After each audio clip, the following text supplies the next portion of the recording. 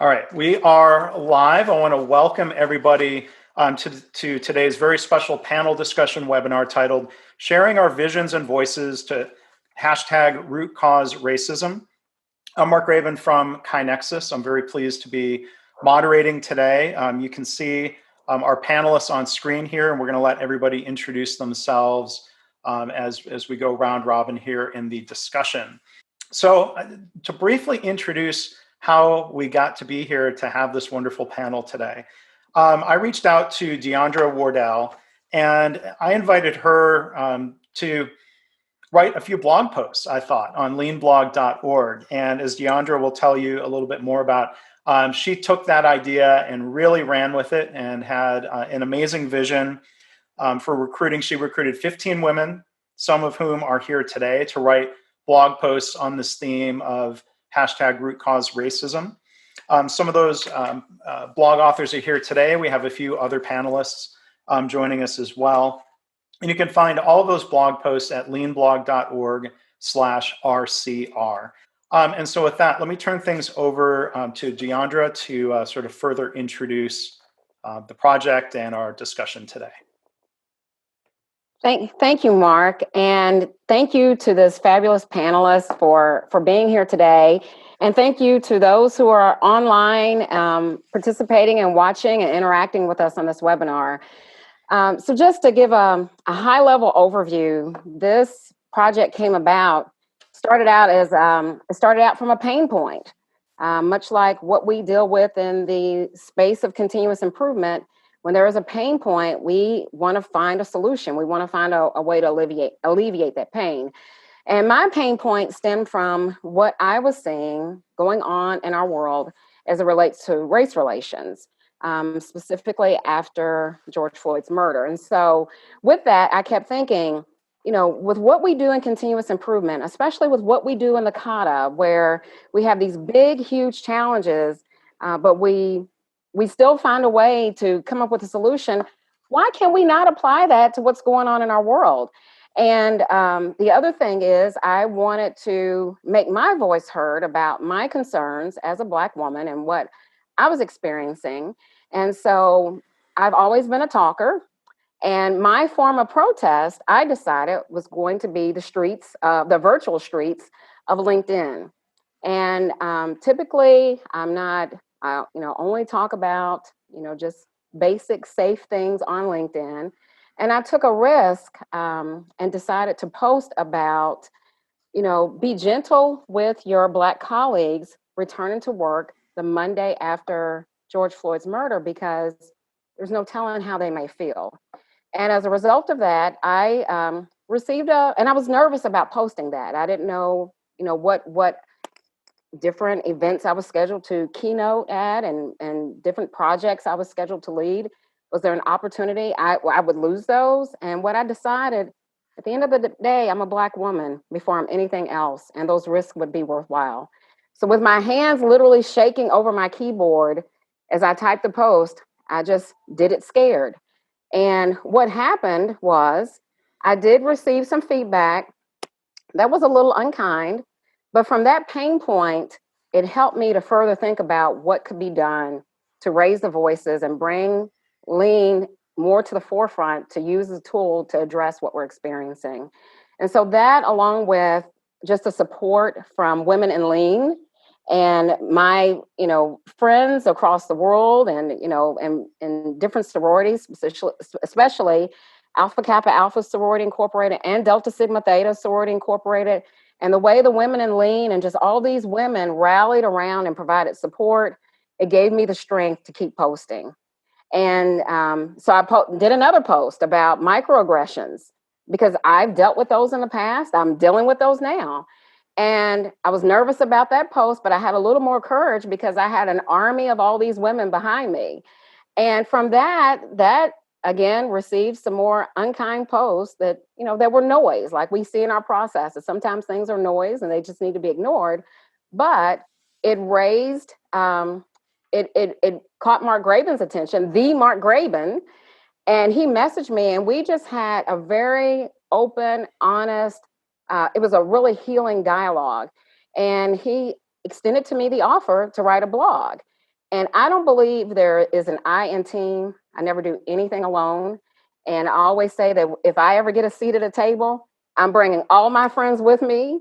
And so when he extended that offer, I said, well, you know what? It's odd that you should mention that because I've been wanting to write a blog.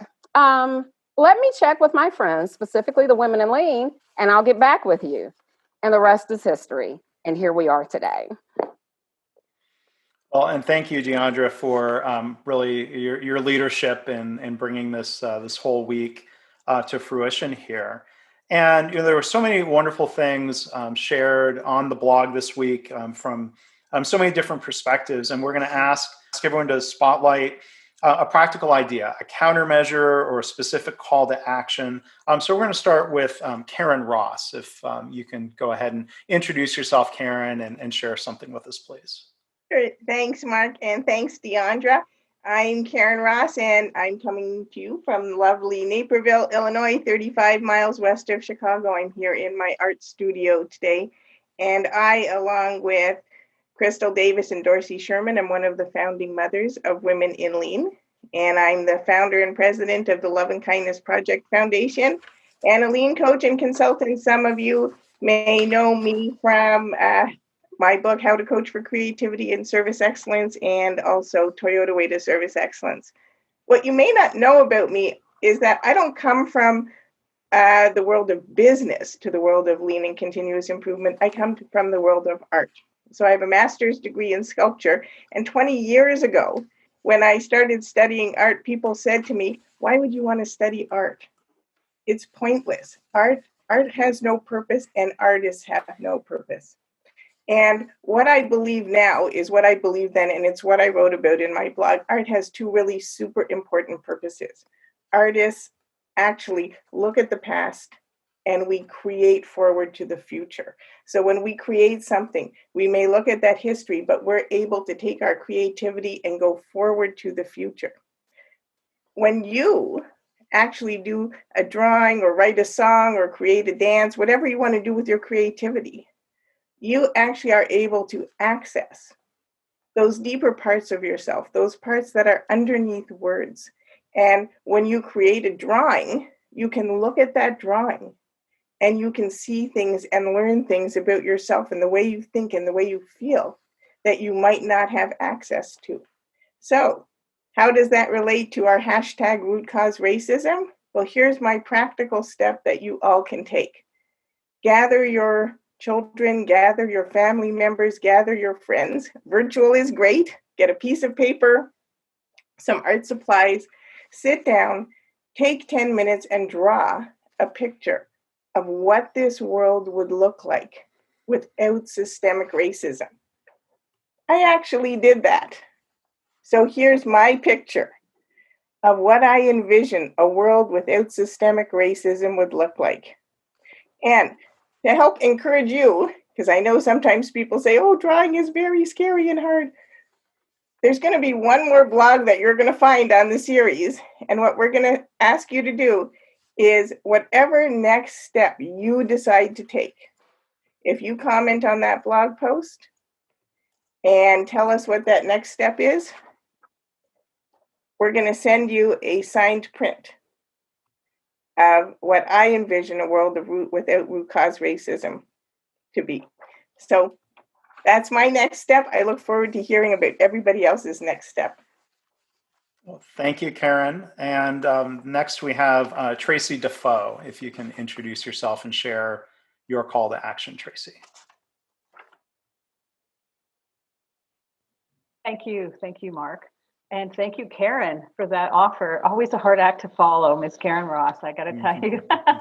I'm coming to you today from Vancouver, Canada. And I am also not somebody who came to continuous improvement from business, but from education. So I'm an adult educator, specializing actually in what people learn at work. I also part-time teach at university, and it was my university work that first took me to workplaces. And I think that's enough. I mean, I teach part-time at Capilano University in Vancouver. I have a consulting company called The Learning Factor. I am a self-described cata geek and a curriculum nerd. And right now, actually spending a lot of my time helping people flip their their training and their meetings to remote learning.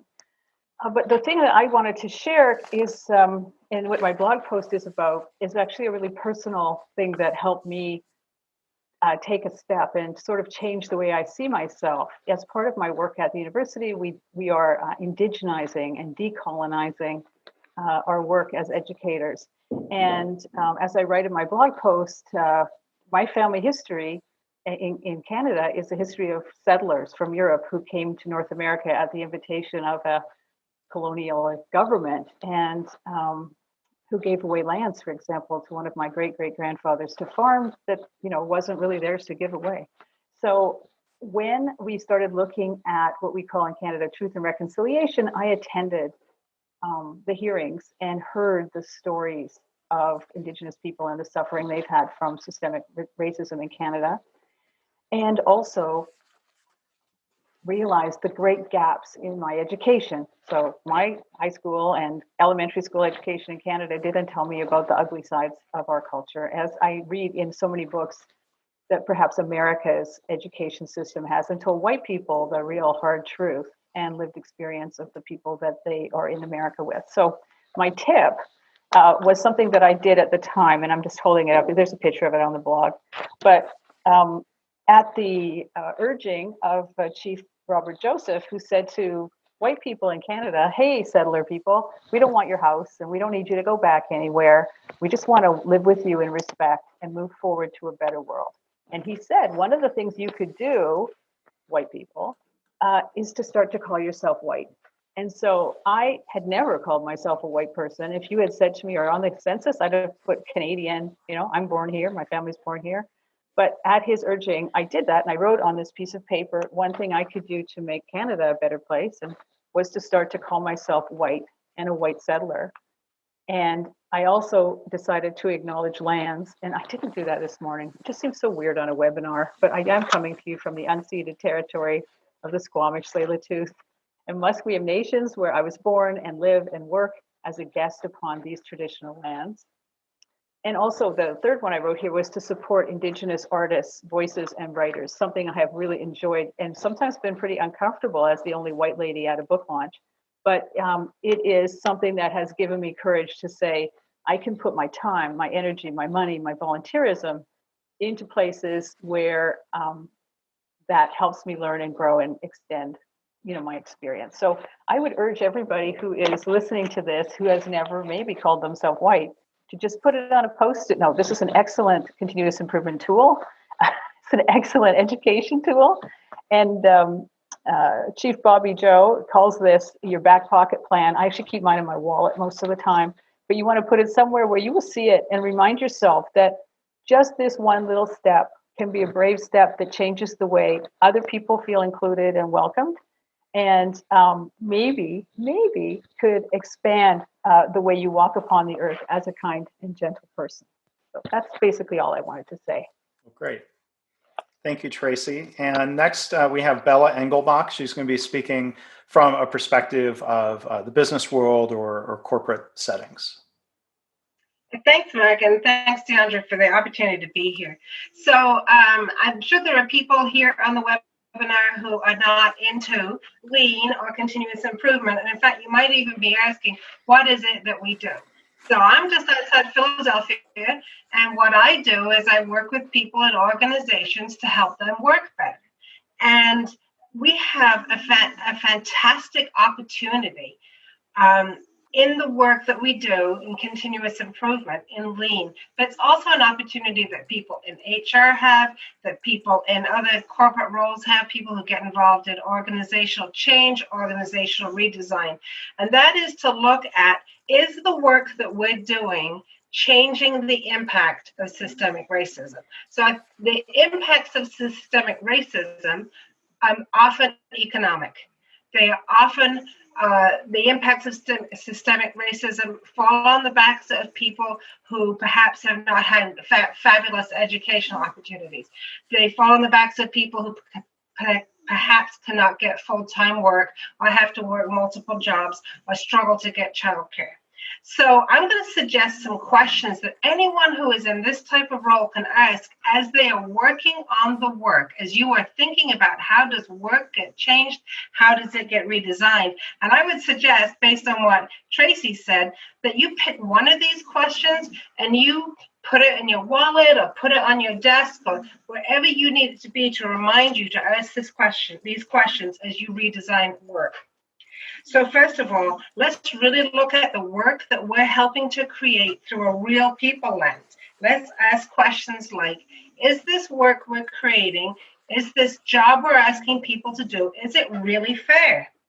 Does it provide a good day's work? Does it provide a schedule where in the US you can actually get benefits? Will it pay enough to live on? Now, a lot of times, those of us in continuous improvement don't get too involved in what people get paid to do the work. I would suggest that we start asking that question. What are people going to get paid to do this work? Does this job, does this work, does this new process lead to growth for everybody who is involved? And most importantly, how is this work that we are helping to create, this new process we're helping to create, how is it accessible to those who are not usually included? And that means really looking around and seeing who's included and making sure those people are brought into the room, their voices are heard, and the work is designed, developed, new processes and designed and developed with them in mind. So just pick one question to start asking. Be brave about it. It's hard to ask those questions. It might feel a little bit scary. You might be worried about your own job, I'm going to lose a client, but start to take that first step. And I hope that you find at least one of those questions helpful in your work, no matter what you're doing. Ella, thank you very much for your thoughts. And now we are going to turn to Elizabeth Swann, who's going to be talking from a standpoint of business and quality. Elizabeth, go ahead. But you're muted, Elizabeth. Just that. Happens once in every meeting. That's okay. Can you hear me now? Yes. Hey there. I am the chief, I'm Elizabeth Swann. I'm the chief learning experience officer for GoLean6Sigma.com. I'm also the author of the Problem Solvers Toolkit, also teach problem solving at UC San Diego. I've been kind of helping coaching problem solvers build their problem solving muscles for way too many decades, wonderful decades. I'm based on Cape Cod, Massachusetts. I am thrilled and honored to be part of this. Deondra gave each of us an opportunity to get off the sidelines and join this discussion. And I will acknowledge, based on Tracy's point, as a white woman, that was a big deal for me and gave me pause to think. So what I know about problem solving is that it's symptoms that trigger your efforts. You know, something's gone wrong, something's taking too long. You know, in terms of racism, the symptoms are all around us. All the writers in the blog series, the women on this panel, have been educating all of us on both the symptoms and a lot of the root causes of racism. I've been teaching and coaching and helping people through problem solving for over 30 years, and applying my experience and methods to the problem of racism caused me to think about, you know, first and foremost, we always tell people you have to look upstream for root causes. You know, you're seeing a symptom, the cause is upstream somewhere. But what if you're looking up the wrong stream? You know, we see conferences where the keynote speakers are all white men or workforces that lack any people of color. That's a symptom of racism. And the root cause is not just upstream, it is the stream. So I'm quoting next talk show host, Jon Stewart, but if we don't pay attention, we will easily access the same white male tributary. And I've heard people say they use blind techniques when they're hiring, not paying attention to names or gender. But by the time you're looking at a candidate, they've already come through a chosen stream, whether you are conscious or we are conscious about it or not. And even though I think I am fully aware, I recently did the same thing. Without thinking, a colleague and I chose a series of podcast interviews with white male leaders to include in a training. And There were a lot of options, but it took someone else to point out that we'd failed to include any women and anyone of color. So yes, we need to target, or as Karyn Ross pointed out, you need a vision. What should the workforce look like? What should the conference look like? But what stream are you accessing? So my challenge to myself and to others is to always question your sources. Be mindful of the waterways you're on and who else is on them, because you may have to look elsewhere. Elizabeth, thank you. Thank you so much. And now we are going to turn to Debbie Sears Barnard, who's going to share some thoughts coming from a healthcare perspective. Hello, thanks for the opportunity to be here. I'm Debbie Sears Barnard, and you'll notice that I think off to the side, you can see it's nighttime where I am. I am currently in Dubai. I work for Joint Commission International, but this conversation and my participation in the blog series was not related to my current job. Deondra tapped me on the shoulder, and initially I hesitated because I'm not one to be on the front line. I'm not a protester. I'm not a marcher. And as I listened to her talk about why this work was so important, I realized that I needed to add my voice, my personal contribution to this discussion. I started healthcare as a young nurse in my early 20s, and for 30 plus years, I've been involved in healthcare. Healthcare is all I know. I've had the opportunity to live in 5 different countries, so I've seen healthcare at various levels as a frontline nurse, as in roles at the executive level. And in Canada, I had the opportunity to work for the Canadian patient safety industry. And when I first started to do research and collate my thoughts for the blog, I realized that this point in our conversation is really connected to a lot of the data that we've already uncovered related to safety.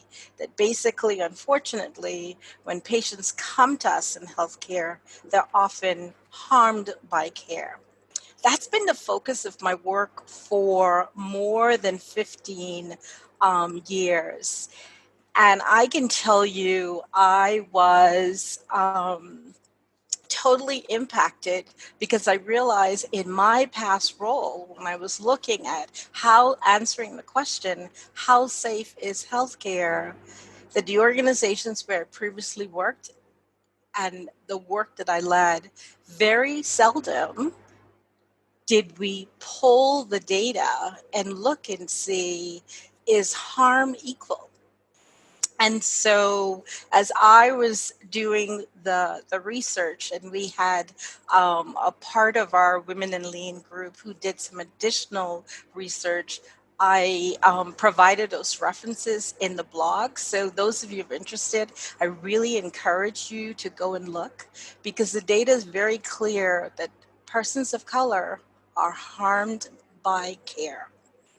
So I realized that my passion for making sure that our patients are safe, that I personally, out of this conversation, have realized that my work needs to add to it a new dynamic. So the 2 things, the call to action, and if you notice, I've given you my personal viewpoint, my personal feelings, because I feel that for those of you that are participating, when you look at the data, as someone who gave feedback after the blog, she said, "Oh my God, I didn't know this data." So I would encourage every single person, because if you have not interfaced with the healthcare system yet, somewhere along your life journey, you will have to. So I recommend that you look at the data, look at the current state, and there are 2 things that we can do. those of us that are sit in leadership roles, we can first there's a lovely free assessment tool that's available that organizations can actually look and do an assessment so that they can understand what is the current state. And then on an individual basis, for those of us that are healthcare professionals, there's a test called the implicit bias test. It can be used in healthcare, it can be used in any of the industries, but healthcare is my baby, so I'm asking our healthcare practitioners to take it. Because even as we're interfacing with patients, we realize that those things that we're not even aware of may be dictating how we interface with the people that we care for. So those are my two things. On an organizational level, do an assessment, know where you're at. And as all of my colleagues have said, once you know, do one small thing, start with action. So thanks a lot. Yeah. Thank you so much, Debbie. And before we turn to Karyn, Deondra, was there anything that you wanted to add and kind of reflection of all this? Oh, as each person spoke, you know what, it just took my mind back to the preparation for this project. I was very intentional with the selection. I wanted to have diversity, not only in what you see on the outside, but the diversity in thought. So the people who are involved in the blog project, some of them have extensive experience with continuous improvement. Some are new to continuous improvement. And one of the main things that we teach in Lean, how important it is to come together as a team. Yes, we need to look at data, but we do team-based, data-driven problem solving. And, you know, hearing the different inputs and the calls to action from everyone, you know, I just couldn't imagine how this could have been accomplished with just my one voice. And just hearing the different perspectives from people with different expertise. And then along the way, we each learned something. As we were talking to one another about our blogs and some of the different conversations we were having, there's so much that I learned. And that the other thing is, it's just, you know, remembering that you don't have to know everything. You don't have to make one big step. You get some friends together, you get your colleagues together and figure out the one thing to do. But you know, sometimes we don't know where to start and it gets a little hard. And Karyn, I think that's where you can kind of help us out with the next part of the discussion here.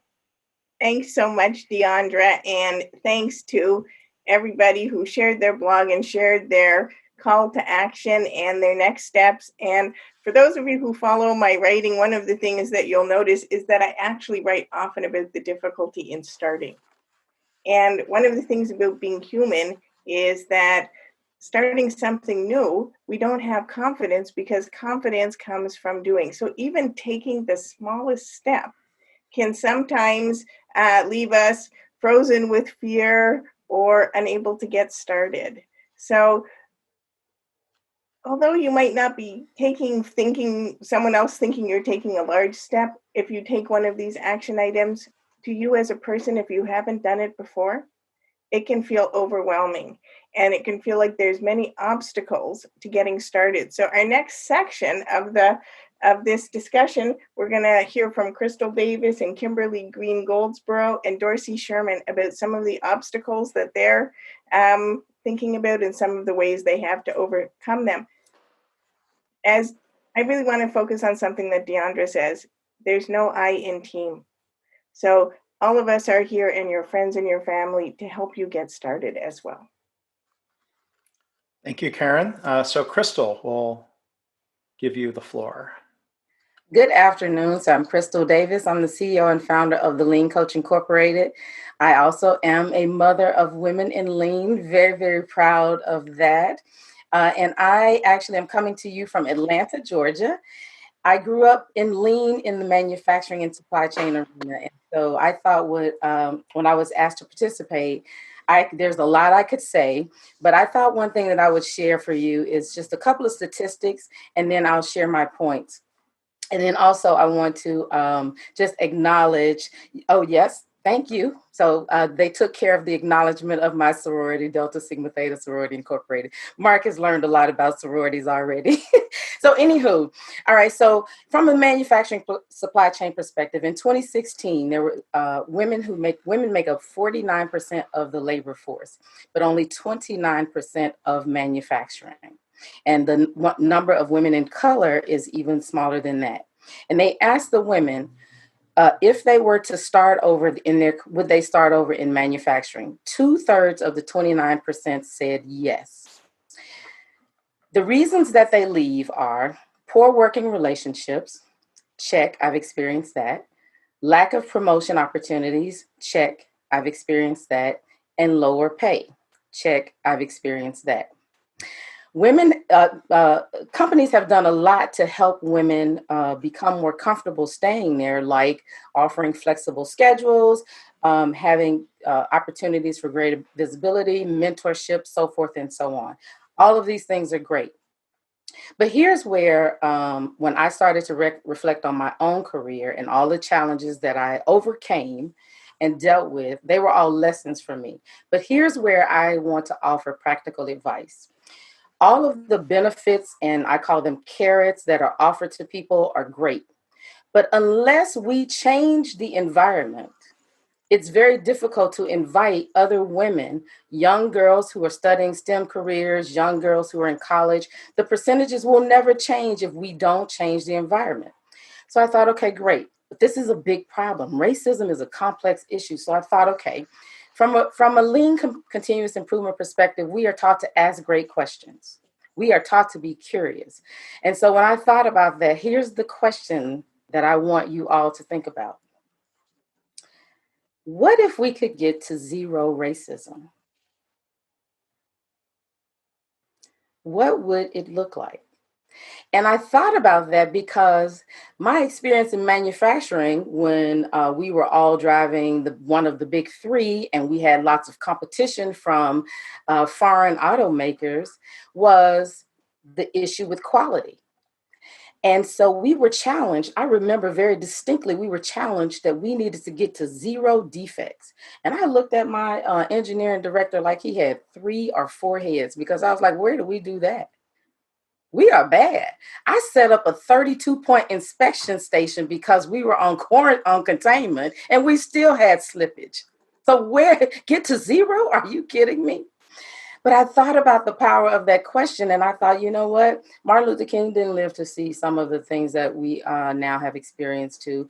John Lewis, who just passed, right? We still fighting for voting rights. He didn't get to live to see that. I think about my ancestors and the people who were in slavery who didn't get to live a free life. And I thought, you know what? It may be preposterous. It may be big. I may not live to see it. But if we take one step toward it, and continue to move toward it, the same way that we move towards zero defects. That's how we got to Six Sigma, right? The same way, if we took that attitude and took that approach, that we need to change the environment one small step at a time, be curious, ask great questions, determine what you can do, no matter how big or how small. That's all I got to say. Somebody just commented, I could listen to Crystal all day. So we say, that's all you've got to say. That was beautiful. And I'm sure there's more, and we'll draw you into more of the discussion. So next we are going to turn to Kimberly Green Goldsboro. Good afternoon. Hi, I'm Kim, and I am coming from the Fort Washington, Maryland. I work at the Environmental Protection Agency, federal government, having been introduced to lean concepts and process improvement some 30-some years ago, worked in that area, did a lot of other things, and for the past 12 or so years, I've been engaging in process improvement with a very able team of innovation specialists at the Environmental Protection Agency. So what I wanted to talk a little bit about today is what is stopping us? Why aren't we moving forward? And I've been helped by a recent reading a book by Dan Heath, which happens to be titled Upstream. And Elizabeth having mentioned, the concerns of you have to be careful on which stream you're working on.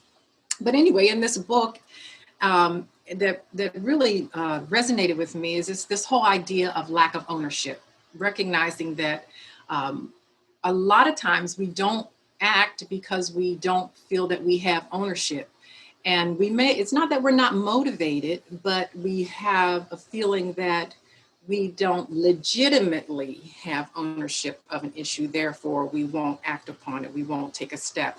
And this sense of, not being legitimate enough to move forward and say something about an issue that is about gay and relates to gay or lesbians, and I'm straight, I can't really stand up and talk about that. Or, that's a female issue and I'm a man, I can't talk about that. That's a healthcare issue or a public health issue. I'm not in that industry or that area. So it's like really grappling with this idea of us being legitimate and standing up for what we believe in. And in his book, he talks about this whole idea of psychological standing.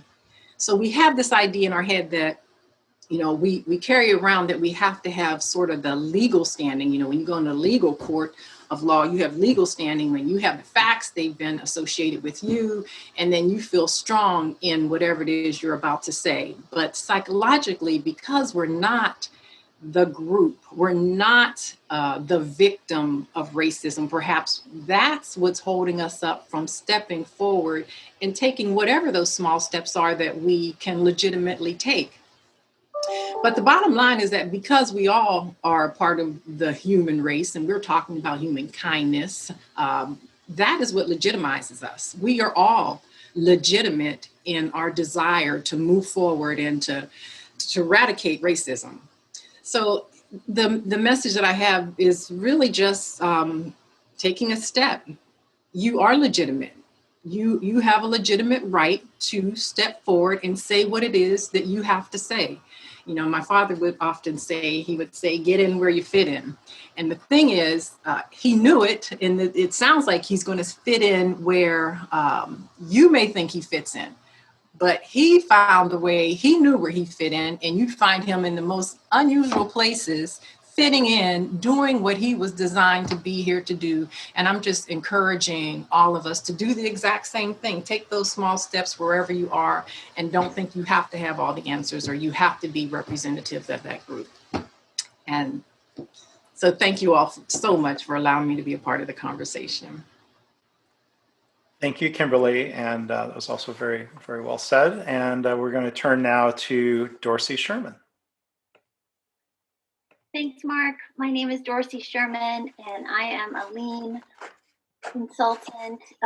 My company is called Modell Consulting, and I live in Muskegon, Michigan, along the western side of the state. I'm also a leadership coach, Toyota Kata geek, and one of the mothers of Women in Lean. So I was asked to speak about obstacles, and I thought a lot about this. And don't want to speak for anyone else. So I've identified the 3 obstacles that are the biggest for me to overcoming racism. Number 1, so before George Floyd was murdered and before COVID, at 7 o'clock on a Tuesday night, I was exhausted.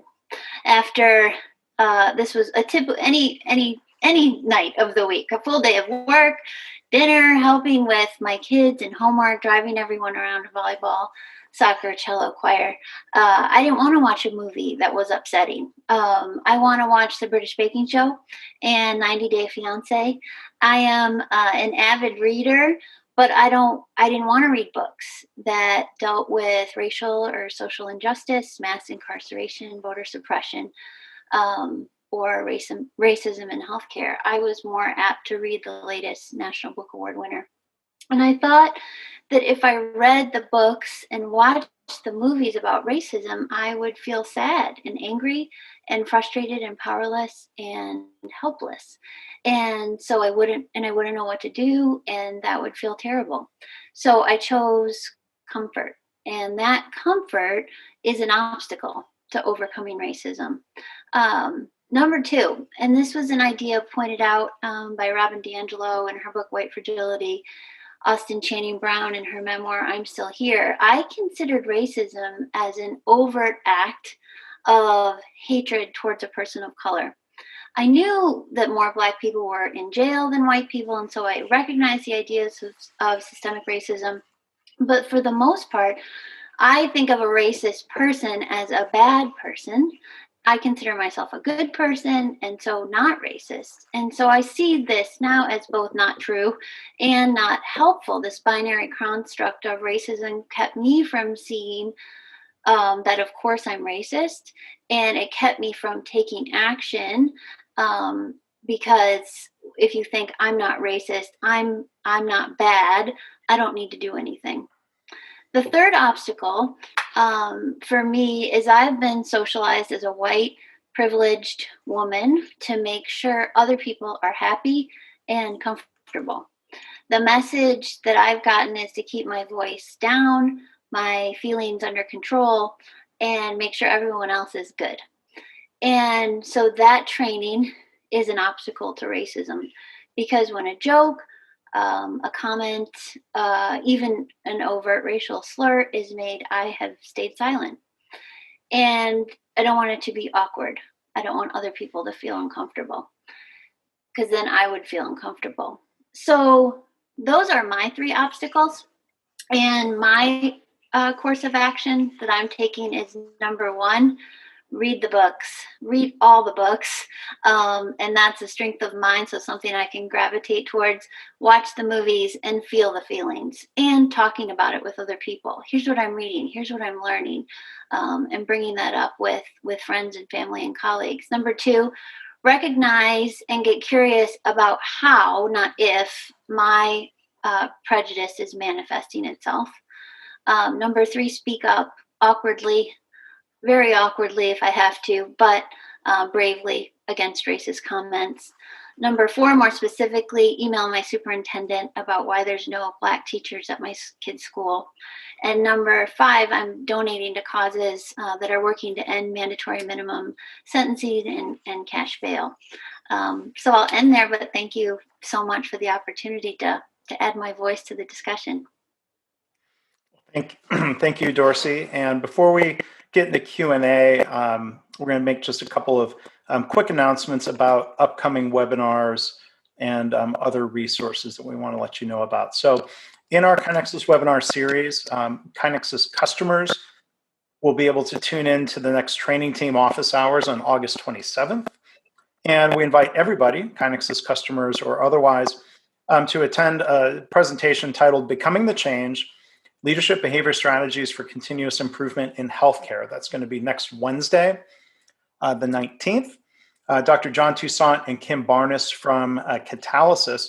And when we say, again, open to everybody, like the leadership behaviors that they will be talking about here do not apply just in healthcare. So we want everyone to please attend that. A couple other resources.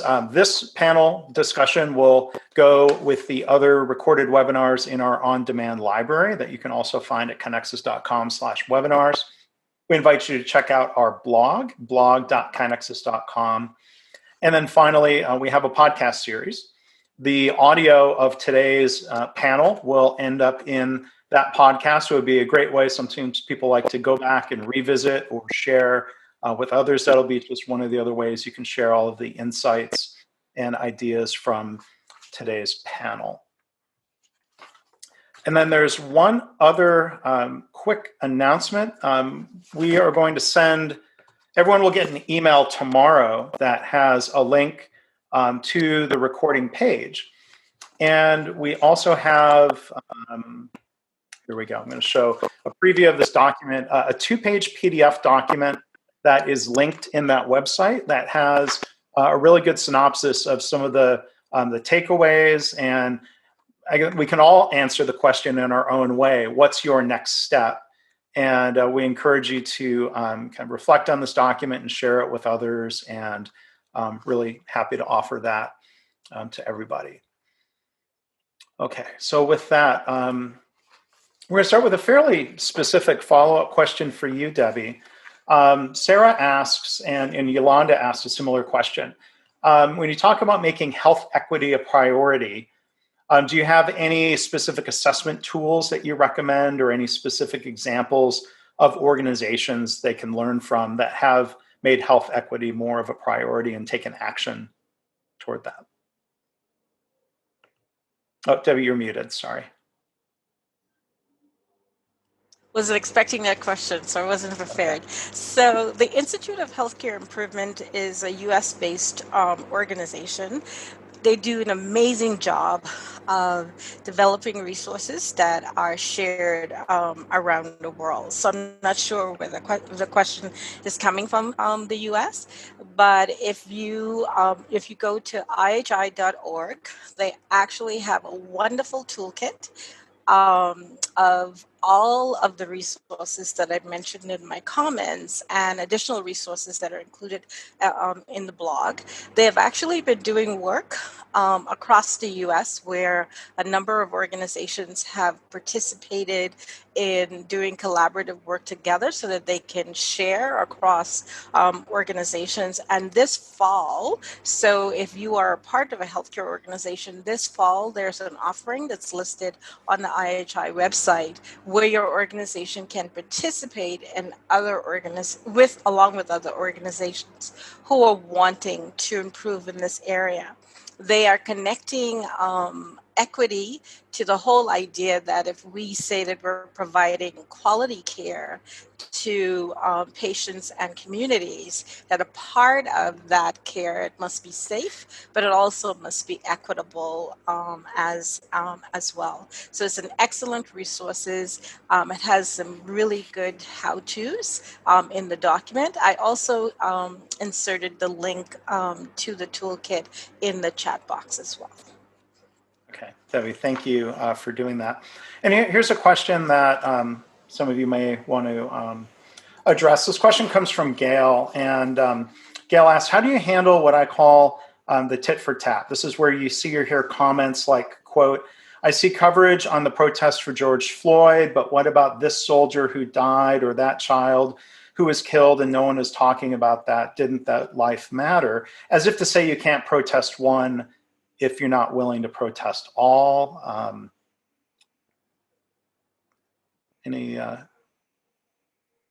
Bella, if you want to go first. So I see this a lot, and I think part of the answer to the question is the person who asked this question probably doesn't want to hear your answer. It's a what about. It's not really, I think, a genuine question. But however, one of the things that I have learned to say is, well, it's like it's your birthday, right? Supposing today was your birthday, and you went around and you said, boy, I'm so happy today's my birthday. And you say this to somebody else and they say, well, what about me? I had a birthday last week. Okay. All right. Thank you. Thank you for saying that. Happy birthday to you too. Today's my birthday, and today's the day we're focusing on me. But I think that there's a bigger question there, and that is, and this is also sounds a bit pat, is that when people say, well, I don't believe in Black Lives Matter, I believe in all lives matter, I think the very simple answer to that is all lives do not matter until Black lives matter. Until we have solved these issues, which usually the person doesn't really want to look at, until we have solved those issues, we can't say all lives matter. We're not ready to say that yet. And I'd love to hear what other people say when they're responding to that. Yeah. Crystal has some thoughts on this. So I actually first had to learn how not to be upset that the person was deflecting away from the issue. And so that's the first thing, because what happened when I got upset is I would lose control of the conversation. And so the second thing that I had to learn was I had to learn, and I say this, not that it's my job to educate anyone, but I feel like we can't move forward until there's some understanding. And so what I simply had to explain to people is that the situation at hand, when you do that, you devalue that person's experience.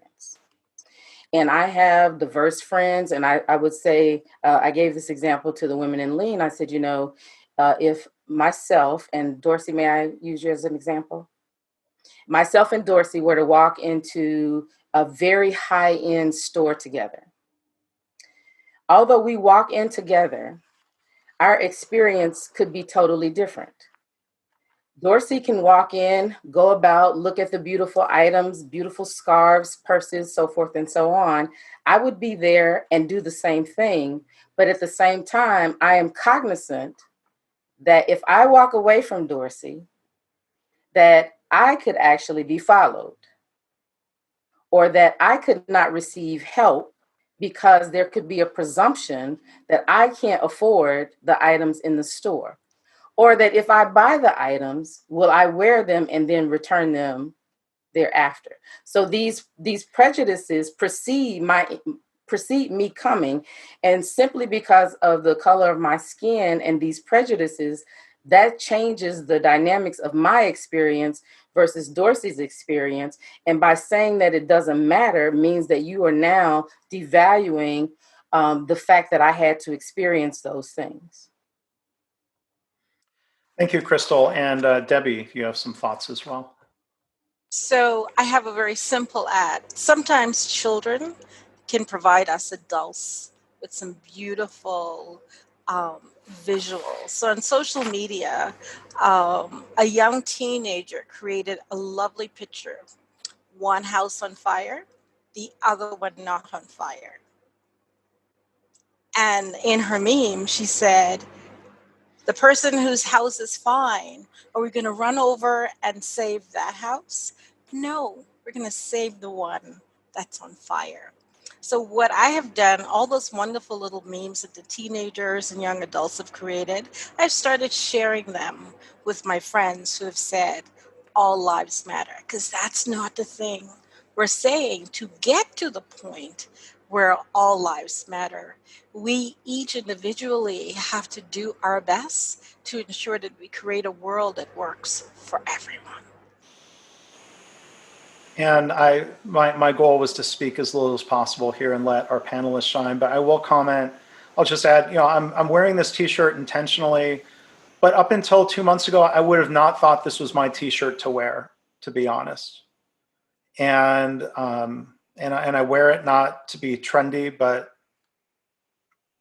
to be sincere. It's hard to tell how a t-shirt comes across, but as you said, I think we all need to take a stand on this. So we have another question, a follow-up for Crystal. I found it so inspiring when you were equating an audacious goal of zero racism to zero defects. I'll add, when we talk in healthcare, of a goal of zero harm to patients, not just to healthcare providers. So the follow-up question from Kristen, so if we're going for zero racism, what's our metric, our results metric? Or do we need to look at process metrics to support and drive that outcome? There was a similar question asked about, well, are we measuring equal opportunity incidents, or what else would we try to measure and gauge progress? So it's a great question, and it's one that I need to give much more deep thought to, but here's my initial response. I think that we have to identify, to Elizabeth's point, what happens upstream. What are the leading indicators that would let us know that we have either a system or a policy that might lead us to systemic racism? And so what we tend to do now is we measure the outcome. I'll give you an example. So in the small business arena, or small businesses working with corporations are keeping track of their minority spend. Okay, so that's an outcome. How many minority businesses did we give money to? But upstream, there are policies, contractual agreements, there are networks that don't even allow that business to have a chance. And the same, it's not just isolated to minority businesses or small businesses, but you have to think about the upstream processes that might prohibit a business from even being viable. I have talked to a lot of supplier diversity professionals, and the first question they'll ask is, well, you know, most small businesses, as small as you are, they don't have all of their ducks in a row. And so they lead with that perception. And I said, well, what are the ducks that need to be in a row? Right. And so without understanding that there are upstream issues, measure that, evaluate that, what part of the process, the same way we do in a lean environment, value stream map the entire process, see the whole and identify where the gaps are and begin to put metrics in place upstream and leading indicators that show you that you might actually have a problem. Amazing question. Yeah. Kimberly. Yeah, I just want to really tag on to what Crystal was saying, and it gets to that lead and lag measures. And you have to recognize that because the issue spans so many industry, just like the blog posts, just like the organizations and the industries that we represent here, there are different components that are leading into racism. So the healthcare will have their own set of leading indicators, and the business world will have their indicators, and you know, in the art world there will be indicators, education. So we all have to take responsibility for establishing, well, what are those leading indicators for what we know to be that heavy boulder that we're trying to really lift and leverage at the end. So it's all of our responsibility to really identify what those are. So I had another question. It's being directed at Kimberly, but others can address this as well. So Allison writes, I read a recent opinion piece in the Washington Post that I found quite upsetting. Its bottom line message was that white people need to step away from the Black Lives Matter movement because it's not their fight and they're taking away from the message. And I did find that article. I responded to the question. I'll also put it in the chat, but not to put Kimberly or anybody else you have thoughts on. And I guess maybe I'll frame it in terms of, like, as a white person, what can we do to be helpful allies? Are there things that we need to be careful about? Well, I think that, again, it goes back to acknowledging and understanding that we all are legitimate owners of this.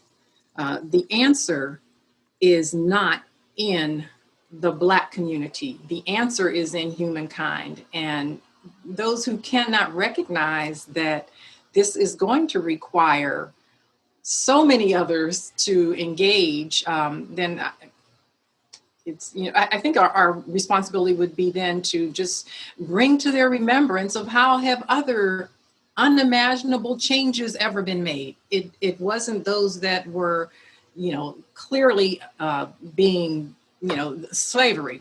You know, it wasn't all about slaves freeing themselves.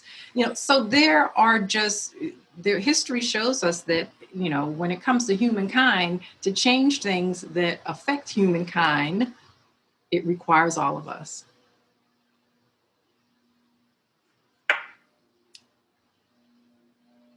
Yeah, well said. Any other?